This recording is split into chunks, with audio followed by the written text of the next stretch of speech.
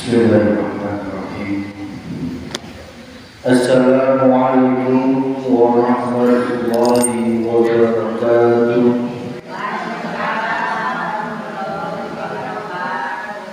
Ila hadratin Nabi Mustafa Rasulullah Muhammad sallallahu alaihi wasallam wa ala alihi wa sahbihi wa dhurriyyatihi wa sahabatihi wa tabi'in wa tabi'in salihin wal ulama wal wali Allah Syekh Abdul Qadir Jailani wa ila rafi'il mahrum dan Kiai Haji Kandung Dalam Nasuri bin Castrawala wa ila rafi'il mahrum Bapak Ustaz Iwan Hadi Sutarmo bin Dharmakarya wa ila rafi'il jami'ahil kubur minal muslimin wal muslimat wal mu'minin wal mu'minat khususan di Korea Desa Bener khusus Sintarjaya. Allahumma firlahu barhamhu mu'afihi wa fanuh al-fatihah. A'udhu billahi minasyaitonir rajim. Bismillahirrahmanirrahim. Alhamdulillahi rabbil alamin arrahmanir rahim maliki yaumiddin. Iyyaka na'budu wa iyyaka nasta'in ihdinas siratal mustaqim siratal ladzina an'amta 'alaihim ghairil maghdubi 'alaihim waladdallin. Bismillahirrahmanirrahim. Alhamdulillahi rabbil alamin. Alhamdulillahi 'ala ni'matil iman. Alhamdulillahi 'ala ni'matil islam. Asyhadu an la ilaha illallah wa asyhadu anna Muhammadar Rasulullah. Allahumma sholli ala sayyidina Muhammad wa ala ali sayyidina Muhammad sallallahu alaihi wasallam. Yang dimuliakan Allah, ibu-ibu jamaah pengajian dinten Selasa sore. Alhamdulillah orang sadayana masih diberi Allah ridhona kekuatannya lahir batinnya sehingga orang sadayana biasa dikumpulkan digerakkan ke Allah untuk tolabul ilmi di masjid dia. Mudah-mudahan orang sadayana senantiasa kegolong umat diselamatkan ku Allah Subhanahu wa taala di dunia wal akhirah. Amin ya rabbal alamin.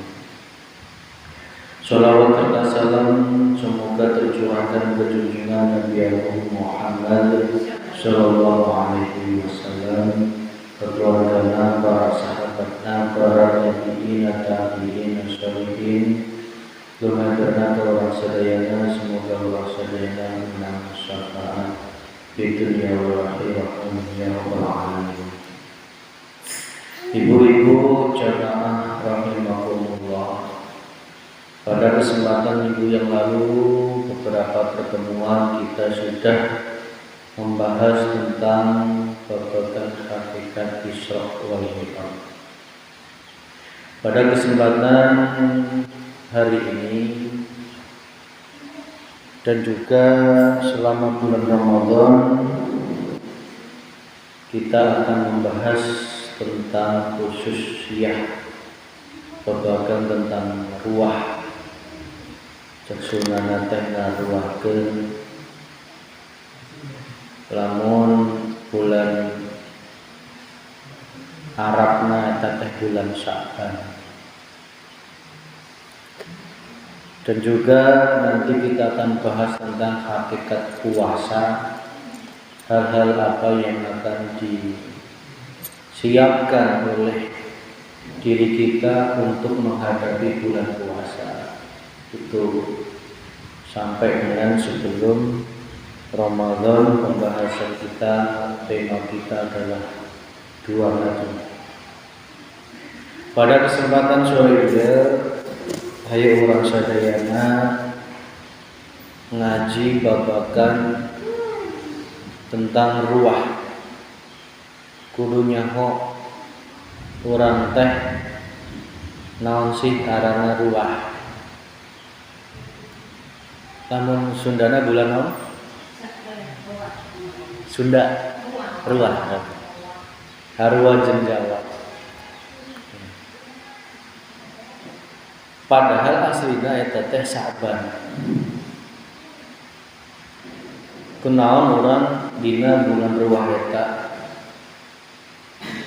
kudu ngadoakeun. Biasana tradisi urang nyaeta ngarumpul ngariung ngadoakeun ka almarhumah nu geus maot. Eta sebenarnya aya makna nu kudu urang sadayana kaji sebagai pengiling-iling jeung urang sadayana. Yang pertama, apa itu ruwah? Ruwah secara harfiah yaitu diambil dari bahasa Arab yang namanya arwah. Arwah itu artinya roh. Di sini kita di bulan Ruwah ini momentum untuk hati kita mengingat tentang roh, sejatinya roh. Baik roh yang masih di dunia maupun roh leluhur kita, keluarga kita yang sudah meninggalkan alam dunia. Perlu kita runtut dari awal. Apa itu ruh? Perlu kita ketahui bahwa manusia itu diciptakan oleh Allah. Ada dua. Nu kahiji jasmaniyah, nu kadua arane rohani. Jasmaniyah itu meliputi tangan, kaki, mata, kepala, otak, bisa berpikir, akal bisa berpikir.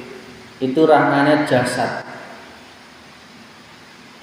Jadi orang yang cerdas itu bukan rohaniyahnya yang cerdas, bukan, tetapi akalnya, otak. Manusia bisa berpikir, bisa bergerak, bisa hidup karena ada yang namanya nafas. Ya Bu, nafas. Ibu-ibu masih bisa bergerak karena masih boga nafas. Ayo bareng-bareng kita kaji. Berarti nafas itu penting apa enggak? Penting. Ya. Berarti manusia kalau enggak ada nafas namanya sudah bukan manusia, tetapi orang yang sudah meninggal. Bersyukur orang sadayana masih diberi nutang aran nafas. Lamun aya nafas berarti aliran darah masih bisa berputar, masih bisa menghirup oksigen. Dengan oksigen ini sel-sel di dalam tubuh kita ini bisa sehat, Bu. Namanya homeostatik. Tugasnya jantung itu memompa darah. Darah itu membawa dari nafas tadi yang namanya oksigen. Di dalam darah itu ada oksigen dan protein makanan. Jadi naon dimakan ku urang diserap oleh lambung, diserap oleh usus, dimasukkan ke dalam darah, dibawa ke seluruh organ tubuh sehingga sel-sel itu pangletik-letikna ieu itu menjadi masih sehat. Baik sel mata, sel ginjal, sel naon wae. Maka penting jalma teh kudu bisa nafas, kudu jantungna bisa berdetak. Lamun jantung geus berdetak, nafas aya, Berarti otak nak bisa berpikir karena otak itu ada sel nak. Sel yang menyusun otak itulah yang menjadikan kita bisa berpikir. Dan itu semua dalam genggamannya Allah. Sehingga kita bisa bergerak, bisa berjalan, bisa berpikir, itu semua dalam genggamannya Allah. Yang menggerakkan kita berpikir, kita bergerak dan memiliki niat, itu adalah Sang Maha Berkuasa, yaitu hidup. Hidup yang menguasai di dalam dan di luar diri kita ini. Dialah hidup yang menggerakkan paru-paru jenengan. Ibu-ibu lamun bernafas kudu mikir heula henteu.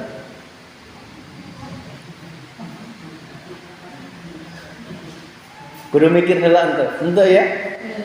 Itu sudah nikmat, Bu. Lamun kudu mikir heula hese. Ya Allah. Ya. Jadi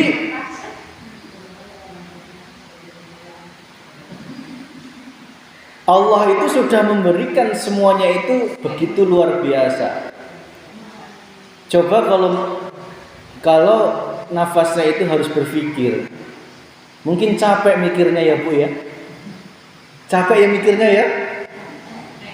Mungkin tak bisa pindah, tak kudu mikir nafas dah. Itu nikmat yang kudu disyukuri ke orang. Itu saha nung layanan urangnya eta Allah nung gerakkeun kabeh secara otomatis. Eta kakara paru. Encan jantung. Ibu-ibu detak jantungna kudu mikir heula henteu. Eta disadari nu gerakkeun jeduk eta saha? Jin apa malaikat apa jenengan? Enggak bisa. Itu semua adalah Sang Maha Berkuasa. Berarti ada yang menguasai diri kita. Kalau Allah enggak menguasai kita, berarti Allah itu enggak maha kuasa berarti. Nek geus kitu orang bisa sombong tuh. Berarti Allah kuasa menghentikan jantung seseorang. Iraha wae. Entek kudu sakit, entek kudu sehat, entek kudu ngorak, entek kudu kolot. Eta Allah berkuasa untuk menghentikan jantung. Berkuasa entek? Berkuasa kacida. Coba lamun anjeunna sombong minta ampun, tak minta ayeuna hentikan jantung anjeunna. Aya nu bisa? Saha jalma nu mentang-mentang suruh ka dieu. Ya. Nu cenah sakti na mandraguna, encan sakti lamun dhewek encan bisa menghentikan jantungna sorangan. Ya. Kebal baco itu ente sakti itu ulinan budak. Ya.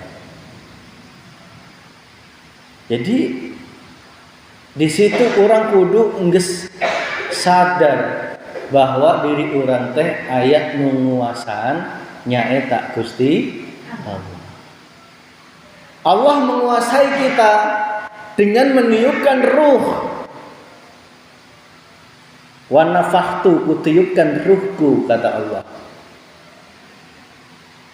Jadi ruh kita ini dan jasad kita ini tidak lain daripada Allah. Tidak lain daripada Gusti Allah. Dan ruh kita ini yang sejatinya kita. Yang sejatinya kita adalah ruh, bukan jasad. Ibu-ibu, jasadna gelis, bapak-bapak ganteng, kira-kira abadi ente? Kira-kira abadi ente? Kira-kira salawasna ente jasadna eta? Ente di dunia ieu urang teh aya umurna dina jasad ieu. Karena jasad ieu lain urang. Paham nggih, Bu? Jasad ieu lain urang. Ieu teh cuman panggonan titipane Gusti Allah. Sejatina urang yaitu rasa, iman, ruh. Nah, itulah nyawa ruh nu dititipkeun ku Allah dina raga. Engke wayahna lamun geus dipindah ku Allah meninggalkan alam dunia. Itu cuman pindah untuk paeh. Jadi eueuh jalma paeh itu eueuh. Nu aya cuman pindah alam. Tak tanya, Bu, orang teh tadina aya henteu? Tadina orang teh aya henteu? Tadina henteu? Terus di aya kusaha. Nah, tadina henteu aya diayakeun ku Gusti Allah. Seterusnya bakal aya karena ruh orang teh bakal dalam keabadian. Jom diteliti. Ingat di zaman azali sebelum orang ditiupkan ruh orang ke dalam jabang bayi, eta orang geus dijanji ku Allah.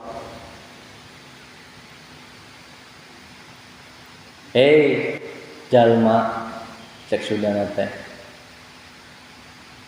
apakah aku ini Tuhanmu? Ya.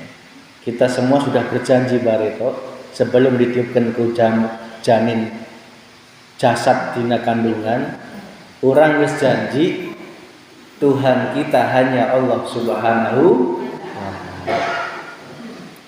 Jadi meskipun si ruh yaitu panjenengan ini ditiupkan dina jasad, dilahirkan di dunia, kita itu dijanji ku Allah wajibnya rohaniyah hanya menghadap Gusti Allah. Meskipun jenengan ditempatkan di enak, tidak enak, sugih, tidak sugih, enggak penting. Sing penting rohaniyah jenengan hanya nyawang Gusti Allah. Ditempatkan sugih, sing disawang dudu makhluk, sing wujude sugih dudu. Omah gede tetep sing disawang Allah. Sawah berhektar-hektar sing kadelok dina rohaniyah kita ya Gusti Allah.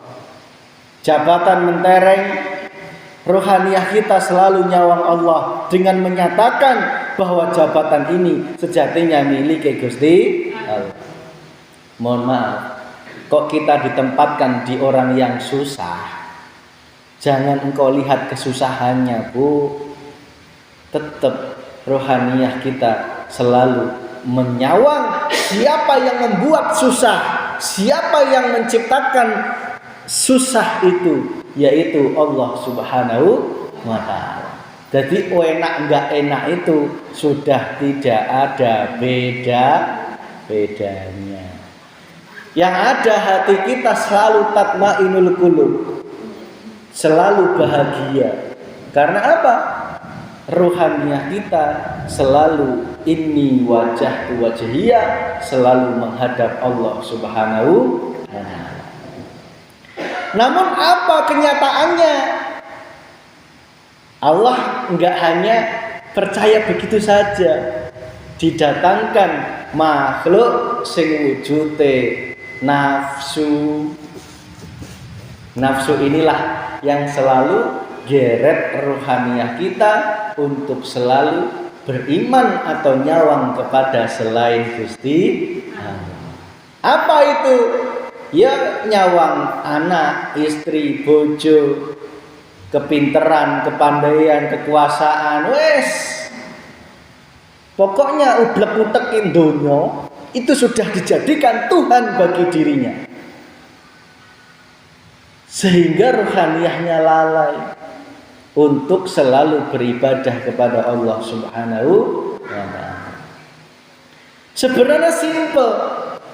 Maksud Allah meniupkan ruh ke dalam jasad kita di dunia, meskipun jasad kita bersinggungan dengan urusan dunia, bah kita kaya, miskin, taat maupun maksiat, sing diminta Allah cuma satu, ruhaniyah kita hanya menyawang Gusti Allah.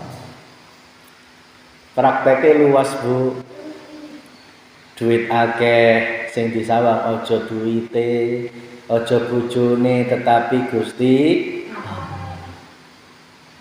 Engkau ayahe bapake pas pulang enggak bawa uang banyak, tidak menjadikan dirimu sedih karena yang engkau sawang tetap Gusti Allah. Wah duwite akeh kok sedikit, ruhaniyah kita tetap ini wajah tu wajhiyah, kuhadapkan wajah ruhaniyahku, yaitu menghadap kepada Sang Maha Hidup, yaitu Allah Subhanahu wa ta'ala. Tetapi kebanyakan manusia tidak diberikan kesadaran ini oleh Allah. Lah gitu nggih? Sing sugih akeh poho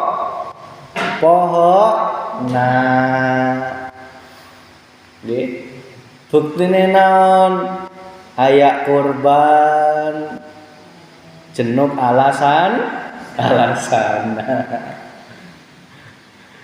lamun urusan bantu membantu, kalau ada kepentingan dunia, semisal aku bakal terpilih kepala desa, age-age bantuna. Paham maksud saya? Paham nggih? Tapi kalau urusan biar hati tidak cinta dunia karena ketaatannya dengan Allah, ya berat. Karena untuk ikhlas itu tidak mudah kecuali membantu dengan mengharapkan imbalan.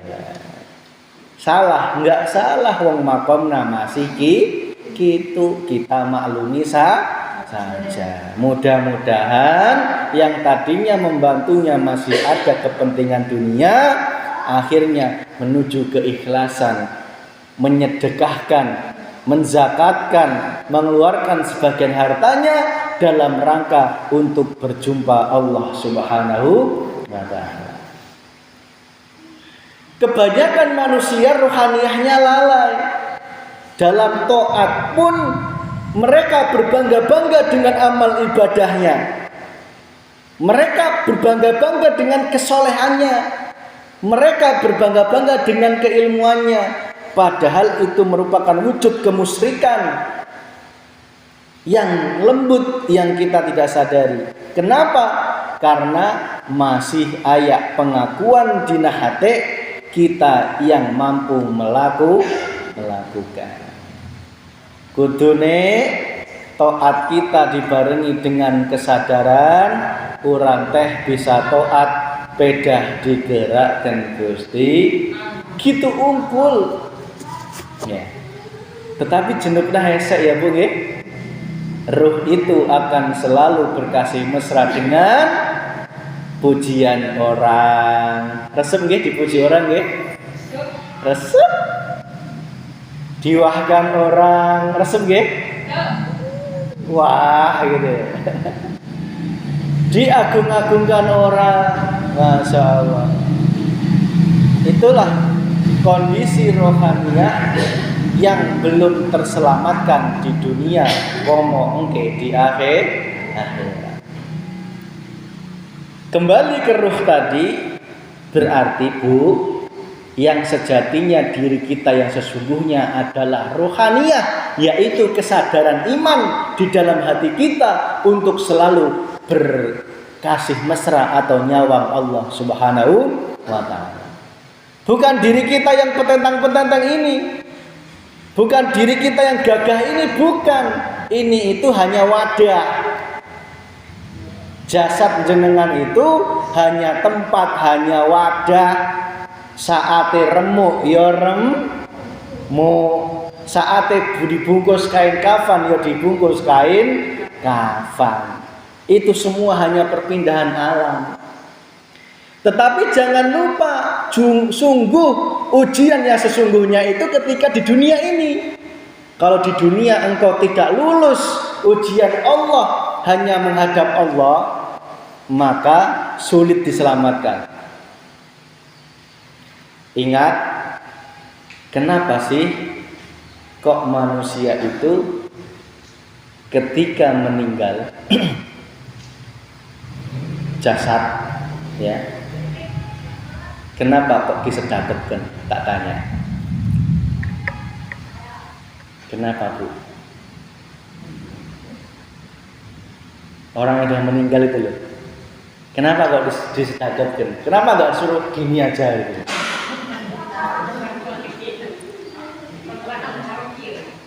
Kudune nanyakeun eta sing taun artina gitu. Kunaon jalma paeh tanganna kudu disedekepkeun. Hah?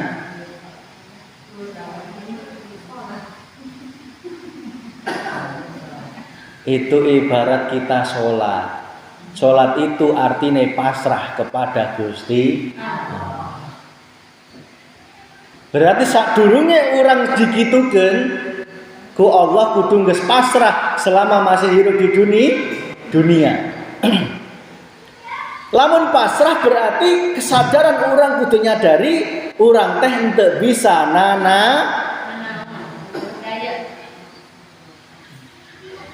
aya jalma geus paeh bisa madang. Aya jalma paeh bisa ngagegoreng jalma. Aya jalma paeh kunaon jalma paeh dikata-katakan kok enggak marah.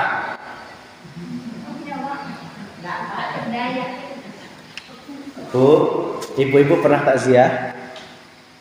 Pernah nggih? Pernah takziah?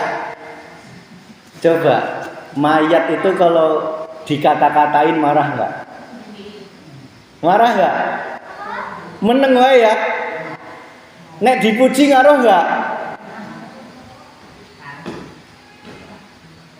Halo. Hello. Bu, mayat itu nek dipuji ngaruh enggak? Si fulan maneh mah kasep pisan ngaruh henteu? Geus teu ngaruh.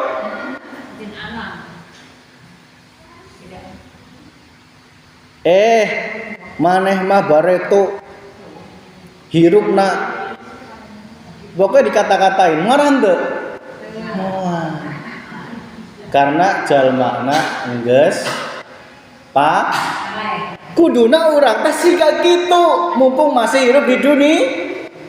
Satu, merasa tidak berkuasa apapun, makanya tangannya disedekep. Ya Allah, orang teh diuk ya didiukeun ku Allah. Orang teh lempang dilempangkeun ku Allah. Orang teh nafas ya dinafaskeun ku Allah.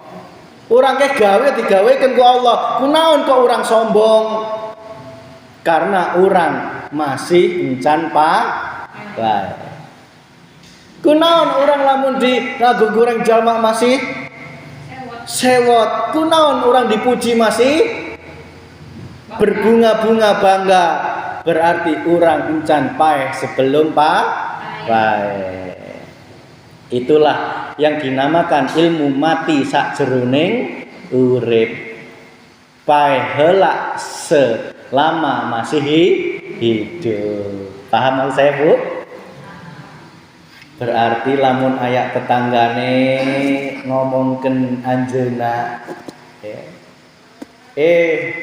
Bu kadus. Jadi jalma kitu-kitu teuing semisal. ulah sampai nyeri hati karena orang sudah mengalami mati sebelum mati. Dengan cara kunaon ngadele nu ngomong itu nyaita Gusti Allah. Paham saya nggih? Kok ada yang menguji? Budaya alus pisan tandurana. Oh, aing lamun muncul gitu berarti geus entek sukses.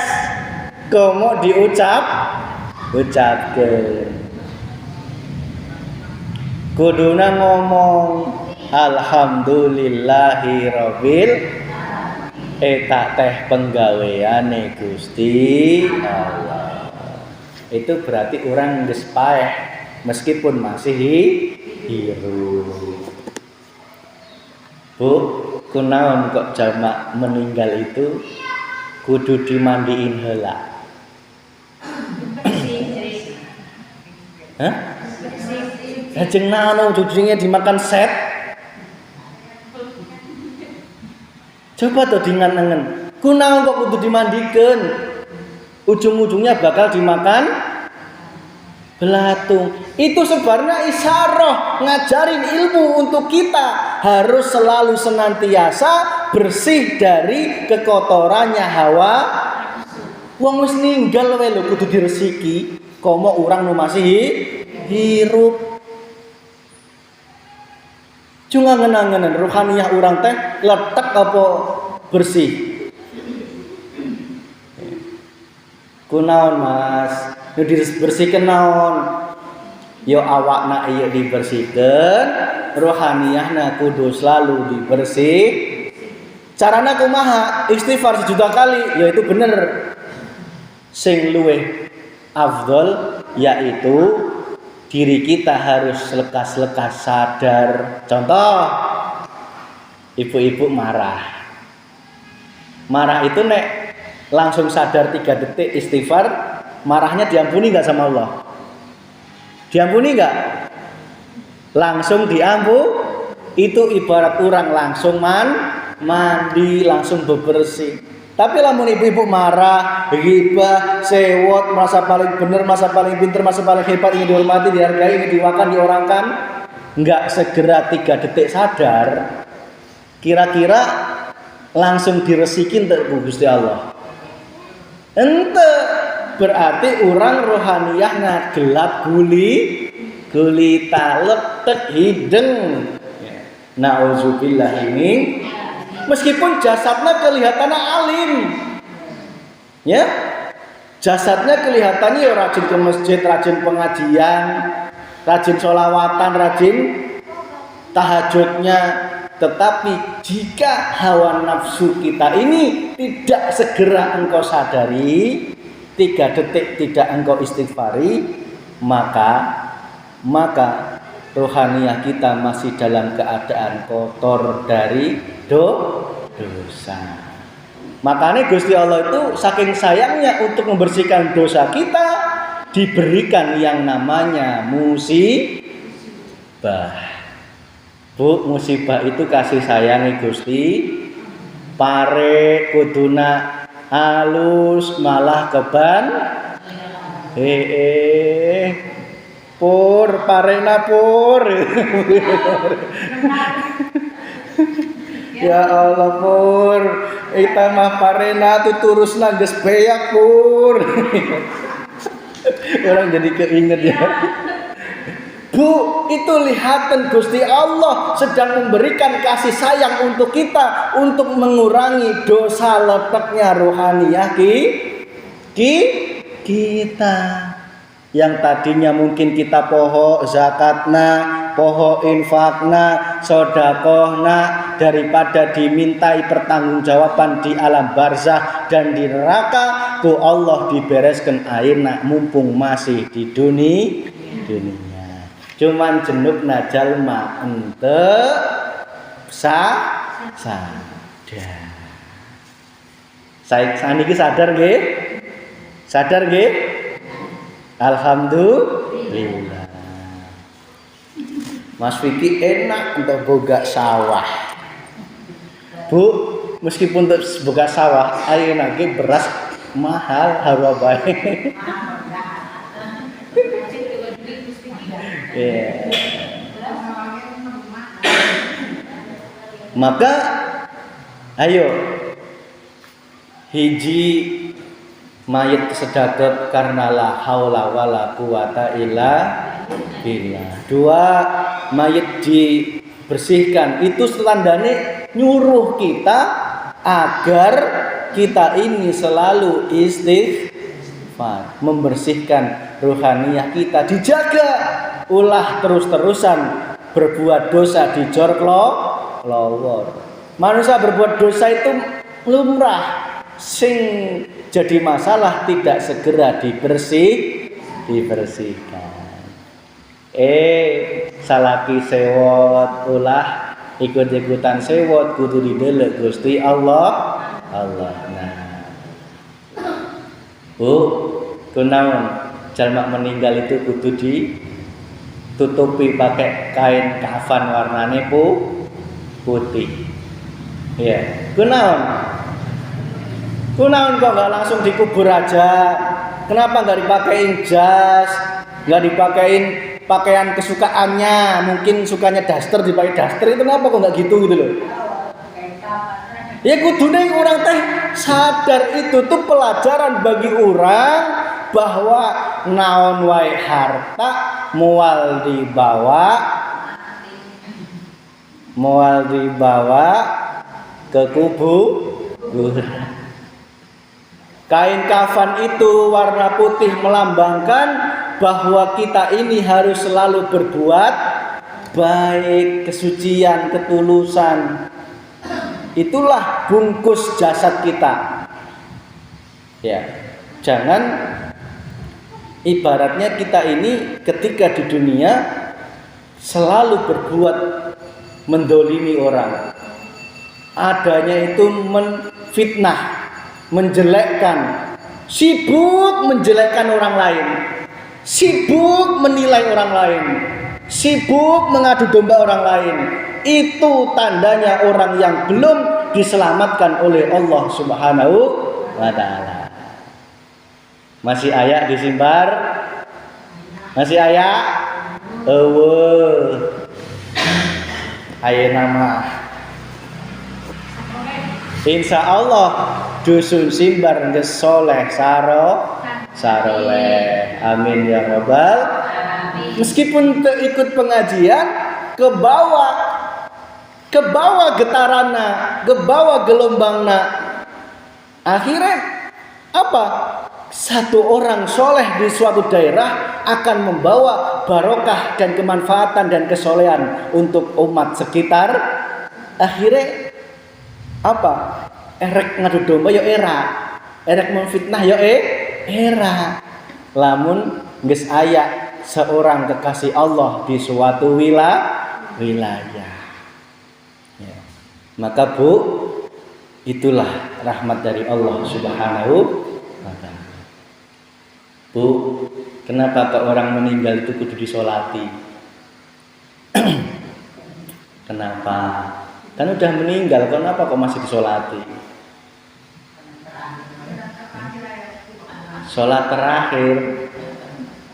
Lah, jenau itu berupa jasad kok.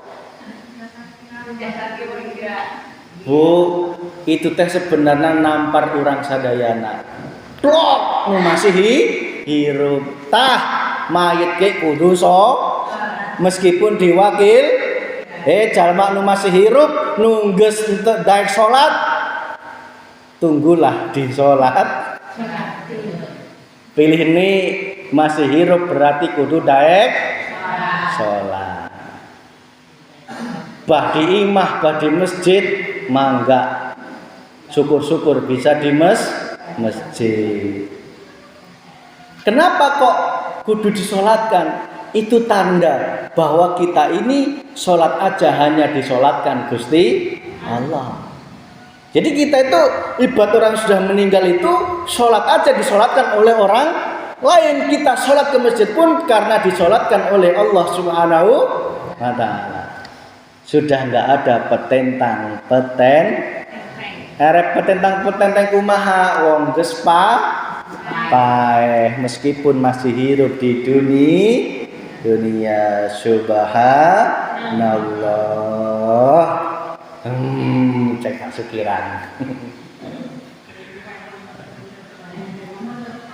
Tuh kenaon kok jalma nggeus paeh teh kudu diangkat di kerandana ditutupi warna hijau bertuliskan la ilaha illallah Muhammadur Rasulullah. Kunaon eta ibu-ibu teh nangkep eta henteu gitu loh. Ulah jadi tontonan unggul. Eta teh sejatina tuntunan jeung urang, pangeleng-eleng jeung urang kudu hirup di dunia teh agar bisa berjalan ku Allah kudu melalui 4 penyangga. Nu gotong 4 ya. 1 syariat, 2 thariqah, 3 hakikat, 4 ma'rifat. 4 ilmu iya kudu kabeh dipelajari. Syariat nerangkeun babagan bagaimana laku jasmaniah ini biar beribadah. Carane puasa ya kudu dipelajari, carane zakat, haji, salat, wudu ya kudu dipelajari. Ya.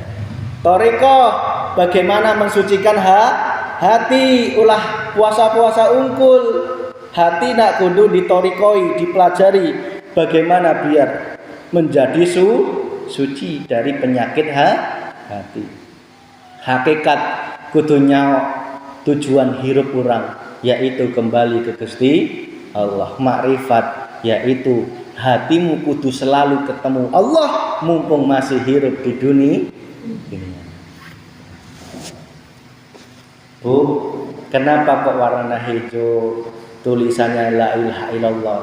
Itu lambang bahwa sebelum kita menghadap Allah kudu yang namanya bertauhid, hanya menyembah kepada Allah Subhanahu wa taala. Kunaon kudu diputeri keluargana ya, suruh muterin ya. Eta kudu kunaon? Eta maksudna naon? Artina naon? Teu nyaho mas gak ibarat geus kitu. Geus barengan kitu. Kudune nanyakeun ku bapung, nanyakeun ku kokolot. Bung eta teh makna naon? Bisa ngejelaskeun bapung teh. Ya. Eta teh urang nu masih hirup di dunia kudu inget, kudu eling, kudu ngikhlaskeun lan kudu ngadoakeun. Yang meninggal butuh pertolongan kita yang masih hidup di dunia dengan apa? Ilmu, amal dan anak soleh yang mendoakan. Terus kunaon kudu disawuri beras, duit, kunaon? Nanya ke amenya eta teh sebenarnya nyadarkan orang bahwa harta yang sebanyak apapun yang dicari oleh manusia ujung-ujungnya akan bermanfaat untuk orang lain, terlebih warisnya. Ahli waris tidak dibawa ke kubur jadi rebutan anakku. Bener-bener. Dan itu akan bermanfaat ya. Uangnya diambil bermanfaat, permennya bermanfaat, berasnya bermanfaat. Artinya harta yang masih ada tulung. Anakku sing masih hidup, engko nek bapakmu iki wis meninggal, tulung. Hartamu itu aja dimakan dhewean. Eling yang fakir miskin, anak yatim, minim-minim pas ruah ulah ngepoho minim setahun pisan harta warisan, bah itu padi, sawah yang engkau tanami, menghasilkan padi, dan sebagainya, tulung. Bulan ruah ulah pelit, ulah medit, bijilkan, undang tetangga, kasihkan anak yatim, fakir miskin, berikan. Untuk apa? Penolongku yang sudah di alam kubur. Diawur-awurkan loh Bu. Itu tuh ngajari kita yang masih hidup di dunia, ayo sodakoh untuk almarhumah. Bisa diterima? Bisa nggih Bu nggih? Semampu kita. Mas, orang teh bogana celem gandul. Eta geus alhamdulillah ngundang dulurna. Ayo dulur A, B, C dari barep sampai anak terakhir dikumpulkan, dirembukan, ngundang tetanggana fakir miskin anak yatim, bah sing mimpin kiai maupun bapung maupun sawai tidak penting, sing penting doane mohon ampun untuk almarhumah. Ya, mau cara Sunda, mau cara Arab, itu cuma beda bahasa, intinya sama. Sing penting niat hati ya. Ulah malah kuale datangkan tetanggana ahli warisna malah teu ikut ngadoa, malah mainan HP. Ya, itu berarti rasanya belum nyambung. Rasanya belum nyambung. Ayo Bu, mumpung di bulan ruah, dulur kita, keluarga kita, saudara kita, orang tua kita nungges ayeuna untuk di dunia deui, di alam barzah. Ingat, alam barzah itu tidak jauh-jauh dari kita ini, enggak. Ya. Apa alam barzah jauh itu di jauh sana? Enggak. Alam barzah itu ya enggak jauh-jauh. Cuman bedanya alam barzah itu ada dua, alam gelap atau alam terang. Alam gelap berarti dia masih memiliki PR. Ketika masih hidup di dunia, dosana encan kabeh beres. Aya nu poho malah jenengna poho. Makanya masih diberi kesempatan sebelum hari kiamat di alam barzah, anakna nu saroleh ngado. Ilmuna nu barito bermanfaat nulungan. Rezekina nu masih bermanfaat barito maupun yang sudah meninggal disedekahkan atas almarhum juga bisa nulungan untuk memohonkan ampun, makana orang ulah ngopohokeun. Nah, tilu. Kok di alam barzah belum beres, dibereskan di alam neraka abadi finar nauzubillahi min dzalik. Beda dengan orang-orang yang ketika di dunia nges mengalami perjumpaan dengan Allah dengan kemakrifatannya, dosa-dosanya diampuni kabeh ku Allah, sehingga meninggalnya husnul khotimah, masuk alam terang, alam penuh nikmat, alam barzah yang penuh nikmat, tidak ada siksaan dan tidak ada pertanyaan dari malaikat Munkar Nakir. Kenapa? Karena pertanyaannya sudah selalu dijawab di ketika hidup di dunia. Marrobuka, bojomu, anakmu, penggaweamu. Marrobuka, Tuhanku adalah Engkau ya Allah ketika masih hidup di dunia. Didatangkan taat, siapa Tuhanmu? Allah. Didatangkan sakit, siapa Tuhanmu? Gusti. Bukan bangli, bukan dokter, bukan bidan, bukan. Tuhan kita tetap yang maha penyembuh, yaitu Allah Subhanahu wa ta'ala. Pertanyaan eta kudu geus beres mulai orang masih hidup di alam dunia. Bu, kalau gitu berarti roh itu bakal paeh ente cuman pindah lamun ibu-ibu bisa nyiptakan anak nu soleh saroleh engke bakal kumpul deui di alam barzah ya bisa kumpul, di alam akhirat surga juga bisa kumpul. Satu anak yang engkau didik dengan kemakrifatan bisa menolong kita yang mungkin belum bisa makrifat. Makanya tolong ajari anak kita tentang ilmu agama. Bertahap, waktu kecil ajari dulu tentang ngaji, sholat, dan sebagainya. Ketika dia sudah dewasa, pesen ke anak, nak, engke lamun geus dewasa tulung jenengan anjeunna ayeuna geus menang guru syariat.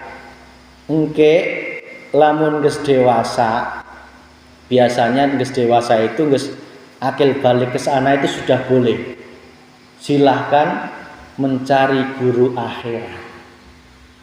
Guru akhirat itu guru yang mengajarkan ruhaniyah kita itu hanya menyembah Allah, hanya menghadapkan ruhaniyah kita kepada Allah Subhanahu wa ta'ala. Jangan salah guru, karena banyak guru yang mengajarkan kita kepada selain Allah, mengajarkan kesaktian, penglarisan, kesugihan, kehebatan, kekayaan. Itu semua wujudnya masih ma'isatud dunia, kesenangan dunia. Peseni bu, karena pesen itu akan terngiang-ngiang dan dia akan dipertemukan dengan guru akhirat, yaitu kekasihnya Allah yang akan membeberkan ilmu-ilmu babakan ruhaniyah ini mutlak hanya menghadap Allah Subhanahu wa ta'ala. Enggak boleh beriman kepada selain Allah, ke anak, ke istri, ke bojo, ke jabatan, enggak boleh ada di dalam hatinya. Itulah guru yang sejati. Ya. Dipeseni ya Bu nggih. Dipeseni nggih anak-anaknya ya.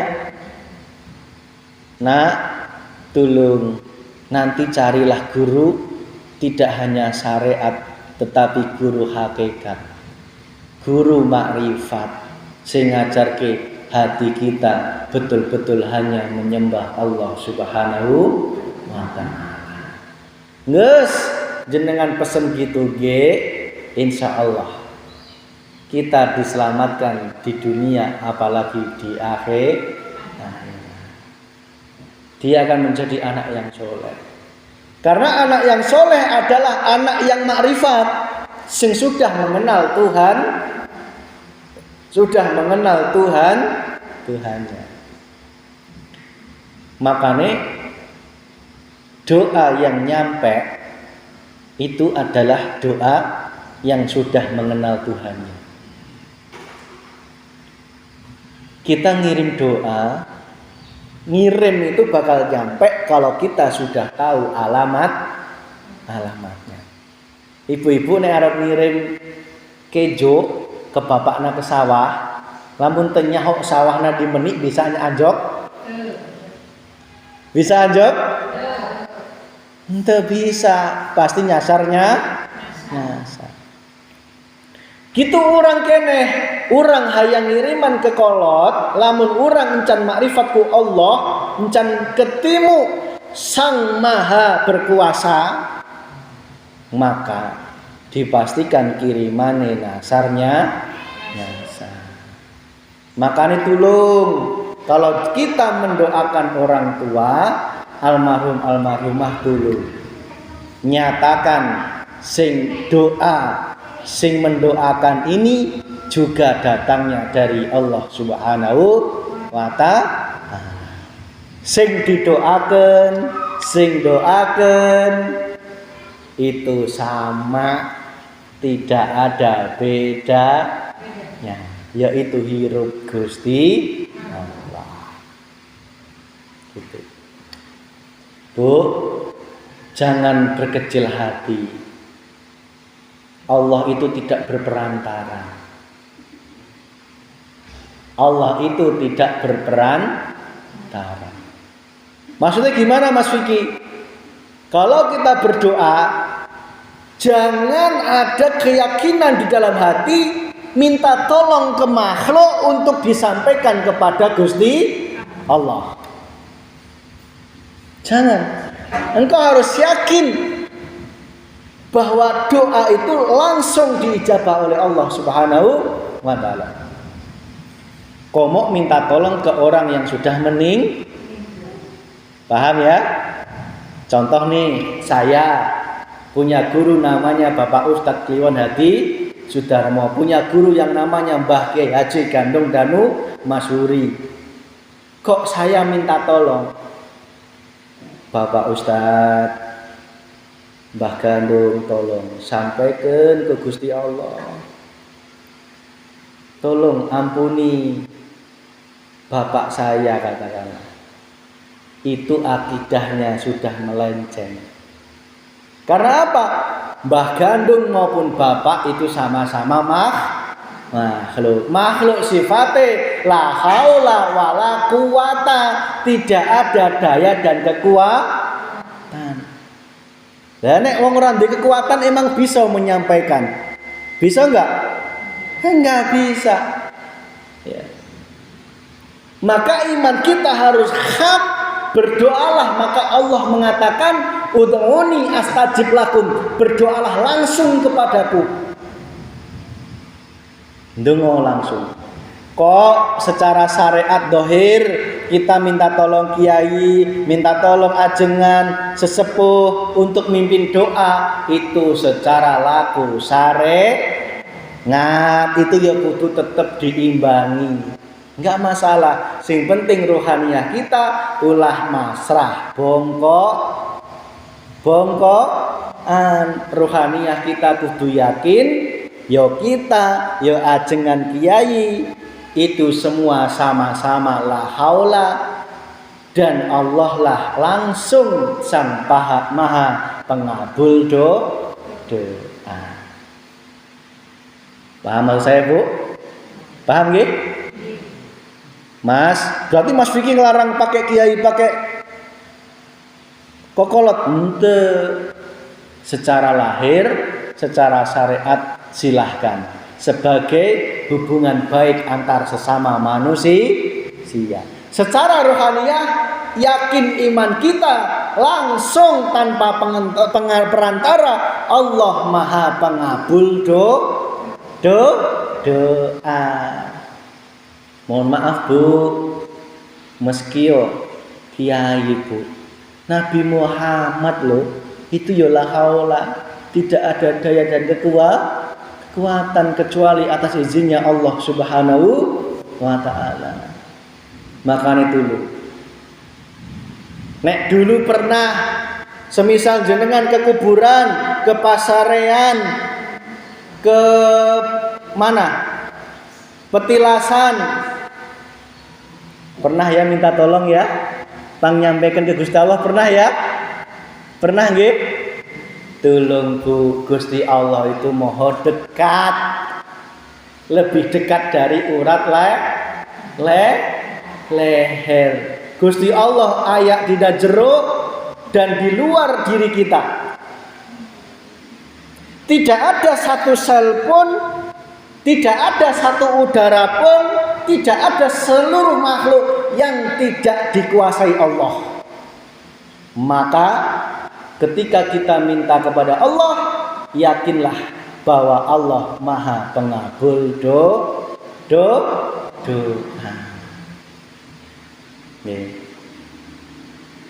Itu Bu. Sehingga antara sing berdoa didoakan itu sejatine haruah. Paham saya nggih? Kita dengan orang tua kita ada bedanya enggak? Kita dengan orang tua kita ada bedanya nggak? Ada bedanya nggak? Ibu lahir dari siapa? Dari darah, tumpah darahnya orang tuh, berarti asale saka orang tuh. Ada bedanya nggak? Nggak ada. Dari orang tua lagi, dari Nabi Adam alaihissalam. Nabi Adam dari mana? Diciptakan langsung oleh Allah Subhanahu wa ta'ala. Bu, berarti kalau kita ngedoakan kolot, sejatinya yang ngedoakan diri seorang untuk membawa kebaikan untuk diri kita seorang. Kolot dia terselamatkan, diri kita juga terselamatkan. Nah, gitu. Kita ini berasal dari zat yang tunggal, yaitu Allah Subhanahu wa ta'ala. Kita ini sejatanya la farqa bainahuma. Tidak ada perbedaan. Saya dengan Bukadus itu nggak ada bedanya. Saya dengan Budayat, dengan Jinayat itu nggak ada bedanya. Kita ini satu darah. Betul nggak? Kita keluarga sedarah nggak? Saya dengan Budayat keluarga sedarah nggak? Lah kalau nggak sedarah, asalnya dari siapa? Berarti bukan Nabi Adam. Ya. Bu, meskipun kita dengan bule loh, itu juga tetap sedarah wong asale siji saka bapa Adam, ibu Hawa. Hawa asale saka bapa Adam, bapa Adam asale saka tanah air. Tanah air asale saka atom asale saka cahaya asale saka urip, ya iku Gusti. Ayo, ana bedane ora? Sedangkan roh manusia diciptakan, ditiupkan langsung dari Allah. Kita ini dalam keesaan yang tunggal. Kenapa kok kita masih bermusuh-musuhan? Kenapa kok kita masih saling bercerai-berai? Inilah tugasnya ulama untuk bersatukan. Berarti nggak alasan ya Bu, saya ngaku goreng budaya ngaku goreng Bukadus, nggak alasan deh. Karena kita ini diri yang satu. Paham ya asal-usulnya ya? Subhanallah. Jasad kita dari darahnya orang tua dari orang tuanya orang tua lagi. Ya. Ibu-ibu tahu sampai orang tua yang keberapa? Nama ibunya tahu? Nama bapaknya tahu? Nama bapaknya bapak tahu? Tahu nggak? Nama bapaknya bapak tahu? Tahu ya? Nama bapaknya tahu? Masya Allah. Nanyakan Bu, nanyakan. Ku masih kolot, ku masih hirup sah pangkolotan dia. Pangkolotan dia sah tanyakan. Bung, orang teh bapakna bapak sah.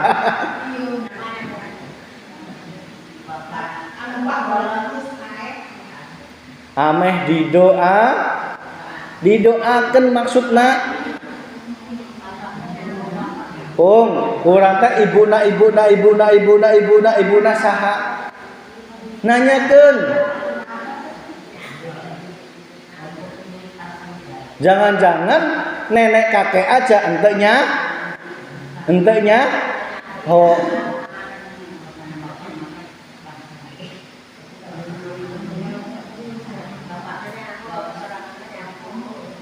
Bu, mohon maaf.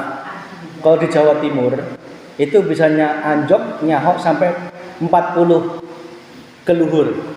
Bahkan bisa nyambung ke Nabi Adam itu bisa nyaho. Karena kalau di Jawa Timur itu terbukukan, tertulis. Jadi kalau kita mendoakan itu bisa panjang. Makanya jangan heran ya Bu, kalau kiai-kiai itu ngedoakan apaan? Ben ini, ben ini, ben ini, ben ini. Karena selalu terbukukan. Dan beliau selalu mendoakan.